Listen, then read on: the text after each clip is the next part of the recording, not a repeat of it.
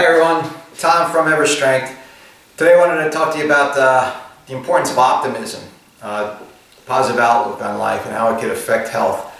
And there is some studies that actually show a tie-in to having a positive outlook on health to being healthier in general.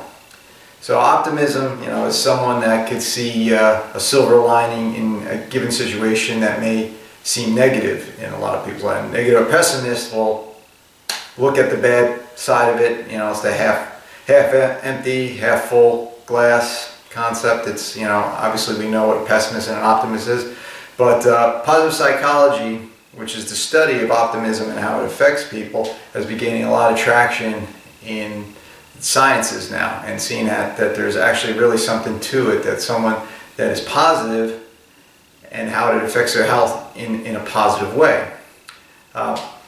Well, it's been shown in certain studies that optimists actually get sick less. They have stronger immune systems. And they have a reduction of cumulative stress versus their pessimist counterparts. So that stress that accumulates over time, people that are pessimists have a hard time dealing with that, and then they harbor it, and then it comes out in other ways.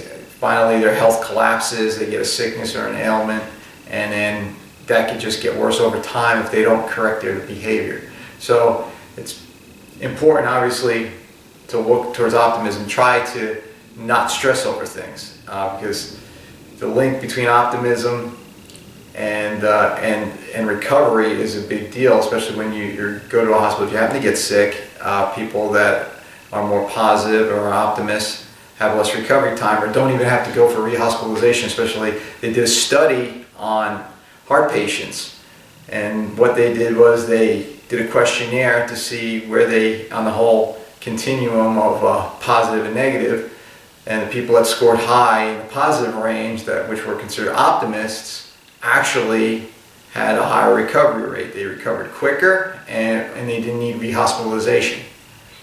So there's a lot of resiliency with being positive, and so resiliency. On another study, they actually did a 30-year span of a certain group of people, all ranging from people that were healthy, that got sick along the way, some people that weren't healthy, range of lifestyles, people that were smokers, people that were active, very fit, and from that they gathered a bunch of data together, and what they got from that people with a positive attitude actually were healthier regardless of their lifestyle choices. So for instance, if you had a smoker, and I'm using this as a basic example, a smoker that was a pessimist and a smoker that was an optimist, they had the same genetics, and more or less the same genetics, and they smoked, but one was a pessimist, one was an optimist. Usually the one that was the optimist would actually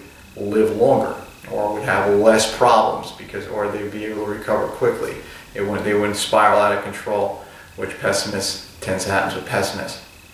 So also on the weight front, people that are optimists usually weigh less, and there's a reason for that, because people that are pessimists have higher cortisol rate, which is a stress hormone, and people that have more cortisol markers, they basically hold on to their fat because of the stress response.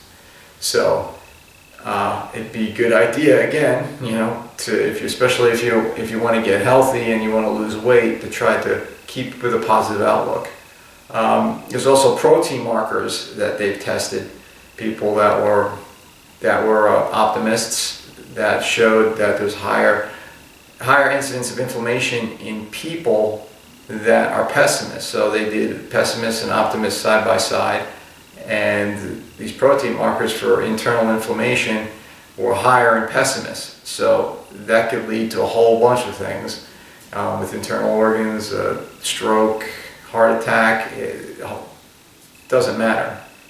But when it really comes down to it, we probably all want to be positive in certain factors, and our makeup and our personality makes it hard for us in certain situations to always be positive.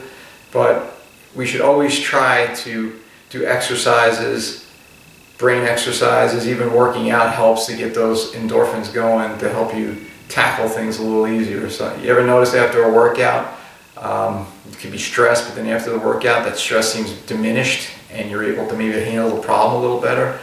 You know, you get those natural endorphins that kick in and kind of give you that sense of everything's okay.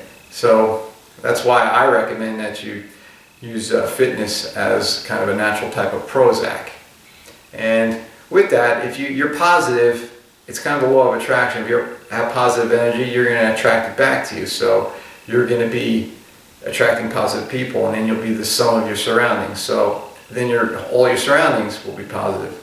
So, and that will help immensely, because then you'll have that support from the positive side to kind of help you push you through problems that you may have to keep things positive. So I just read these little studies on optimism, and I thought it was a good thing to share, that we got to practice every day to try to be optimistic in life, and it will help us be healthier in so many other areas in life. So hope this was helpful, and if you have any comments, please leave them at my website, everstrength.com. Thanks a lot. Bye.